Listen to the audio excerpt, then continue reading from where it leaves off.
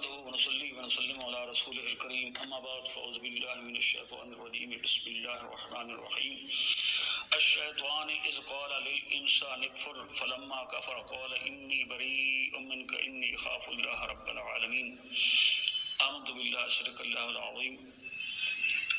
میرے معزز سامعین کرام السلام علیکم ورحمۃ اللہ وبرکاتہ۔ آج کا موضوع سخن ہے ممات انسانی پہ حملہ شیطانی۔ وہ کس طرح، آئیے ذرا جائزہ لیں۔ جب حضرت انسان پر سکرۃ الموت وارد ہوتی ہے تو دو کا حملہ ہوتا ہے۔ اسرائیل مصروف شد جاں کنی، عزازیل مصروف شد ایمان کنی۔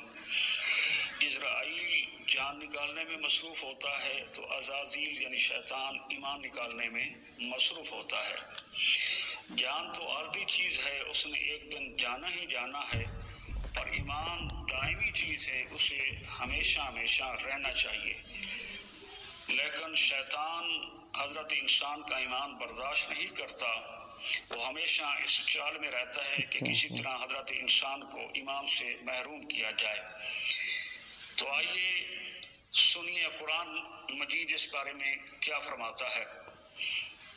ارشاد باری تعالیٰ ہے الشیطان اذ قال للانسان اکفر، جب شیطان حضرت انسان سے کہتا ہے کفر کر، یعنی خدا سے انکار کر، منکر ہو جا، فلما کافرا، پس جب حضرت انسان کافر ہو جاتا ہے، شیطان اسے خدا کا منکر بنا لیتا ہے، تو موقع پر ہی بے وفائی کرتے ہوئے کہتا ہے قال انی بری منک، میں تو تجھ سے بری ہوں، انی اخاف اللہ رب العالمین، میں تو اللہ رب العزت سے ڈرتا ہوں جو جہانوں کا رب ہے۔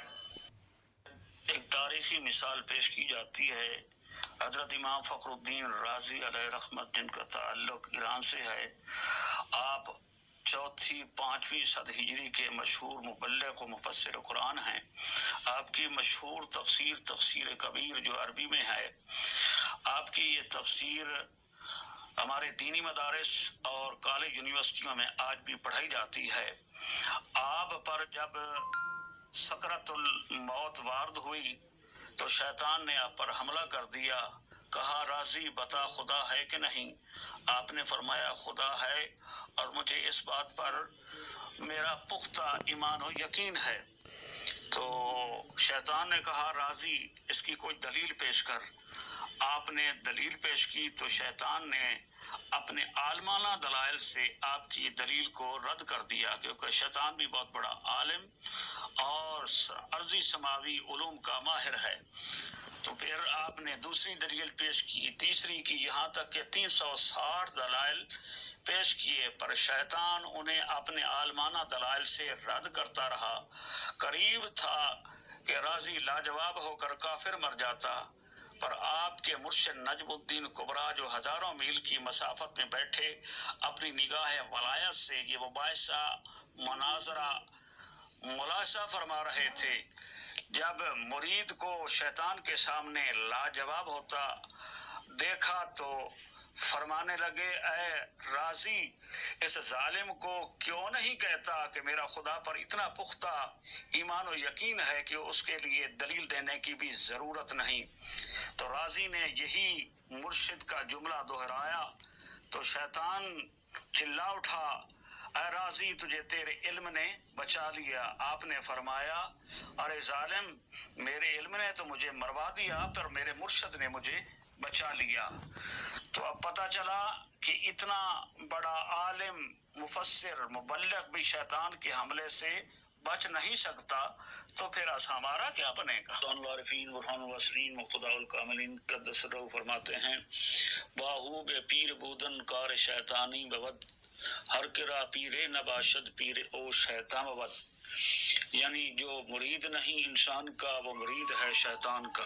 تو آئیے امام فخر الدین رازی علیہ رحمت کے نقش قدم پر چلتے ہوئے حضور غوث الورا سید الاولیاء رحمۃ اللہ تعالی علیہ کے مرید بن جائیے، جو فرماتے ہیں لا یموت مریدی الا علی الایمان، میرا کوئی مرید بھی ایمان کے بغیر دنیا سے رخصت نہیں ہو سکتا، کیونکہ میں مرید کی نگرانی اور اس کے ایمان کی حفاظت کرتا ہوں۔